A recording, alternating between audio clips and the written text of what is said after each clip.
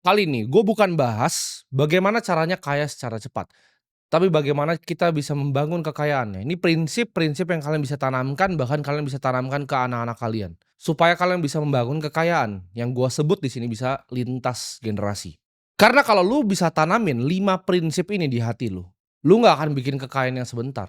Lu akan membangun kekayaan yang seumur hidup. Ini ibaratnya fondasi. Banyak manusia yang bisa jadi kaya, ya. Banyak yang bisa membuat kekayaan, tapi nggak banyak yang bisa mempertahankan kekayaan. Sekedar kerja sangat keras, kerja pintar, kerja cerdas itu bisa menjadi kaya. Bahkan hoki pun ada yang menjadi kaya. Tapi untuk mempertahankan kekayaan, itu membutuhkan skill. Dibutuhkan kebijaksanaan dan pola pikir ya, untuk lu bisa mengelola uang lintas generasi.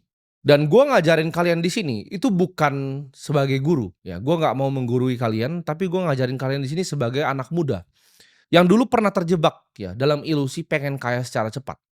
Pengen kaya cepat itu kan tabrak semuanya, langsung kayak roket aja sampai ke atas. Gue juga dulu pernah kehilangan arah, dan di sini gue akan kasih tahu prinsip yang gue pelajari selama gue hidup. Prinsip pertama, kaya itu dimulai dari cara pandang. Kaya itu bukan sekedar hanya angka, tapi kekayaan itu justru pola pikir, apa yang ada di otak kalian. Gue percaya kekayaan yang sesungguhnya itu dimiliki ketika kalian memiliki hati yang damai, ya, dan rasa setiap hari ya kalian bisa bersyukur. Gue pinjam kata-kata ini dari mentor yang gue nggak pernah ketemu, yaitu Charlie Munger. Beliau berkata seperti ini, "Dunia itu tidak digerakkan oleh keserakahan, ya, tapi dunia itu digerakkan oleh iri hati." Jadi motivasi manusia untuk melakukan sesuatu itu bukan hanya serakah, tapi yang paling kuat dan paling banyak adalah iri hati. Ini gue akan cerita sedikit. Di saat gue waktu itu awal-awal berjualan, kalian semua udah tahu ceritanya, gue berjualan online, berbagai macam barang gue cari dari Cina untuk gue jualkan di sini. Ketika gue masih memiliki puluhan juta, ya ratusan juta yang kecil nominalnya sekarang, waktu itu gue merasa di atas langit. Ya, nggak ada yang pernah bisa ngomongin gue, nggak ada yang pernah bisa bilangin gue. Gue itu paling nggak kenal yang namanya bersyukur. Ya, gue selalu iri ketika gue lihat orang yang lebih hebat dibanding gue, orang yang memiliki uang lebih banyak dari gue. Gue nggak bisa menunda yang namanya keinginan, ketika gue mau apa harus dibeli, ya. Gue nggak bisa menunda yang namanya kesenangan. Baru naik dan merasa di atas langit, baru puluhan juta pertama dan ratusan juta kecil pertama. Waktu itu nafsu gue untuk pamer juga itu nggak bisa dikendalikan, ya ketika gue punya puluhan juta, gue nabung 3 bulan beli Rolex. Punya ratusan juta, nabung 3 bulan lagi langsung beli lagi ya, Audi yang baru.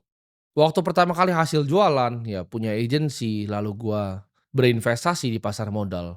Itu anak 17, 18 tahun itu waktu itu penuh dengan pride dan penuh dengan ego. Gua umur 17 tahun sudah buka-buka botol di klub malam. Gua selalu iri ya dengan orang-orang hebat yang gua bahkan nggak tahu background ceritanya apa. Kalau gua lihat orang lebih hebat dibanding gua langsung hati gua penuh iri dan gua bilang, "Ah ini mah cuci duit. Ah ini mah begini, ini mah uangnya haram, wah ini ya ini." Gua sombong sekali dan arogan sekali ketika gua tidak tahu apa-apa. Kalian harus camkan ini di hati kalian, ya.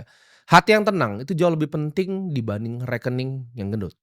Kekayaan sejati itu sebelum kita ngomongin harta itu dimulai dari hati dan juga pikiran.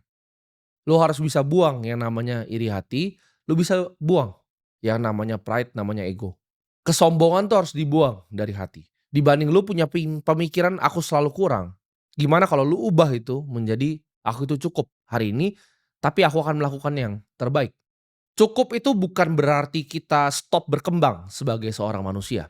Tapi justru dengan mindset cukup ini, ya, kalian semua akan lebih gampang untuk menyaring informasi. Ketika lu turunin ego lu, ketika lu turunin kesombongan lu akan gampang menerima informasi. Orang yang sombong ketika nonton video ini muncul di TikTok kalian, kalian akan pikir, "Oh dia kaya muda, dia bapaknya kaya, dia cuci duit." Dengan kesombongan itu menutup apa yang kalian bisa pelajari dari orang yang kalian lihat di sini. Kalau kalian sudah blokir pola pikir kalian, itu kalian nggak akan pernah jalan kemana mana. Kalian akan diam di tempat dan stay di tempat. Ketika ada sesuatu yang kalian tidak mengerti, kalian terlalu cepat beropini dengan pikiran yang sangat sempit. Makanya gue bilang, kaya yang sejati itu dimulai dari hati yang tenang, ya, hati yang bijaksana dan hati yang penuh syukur. Prinsip kedua, ya, hidup di bawah kemampuanmu.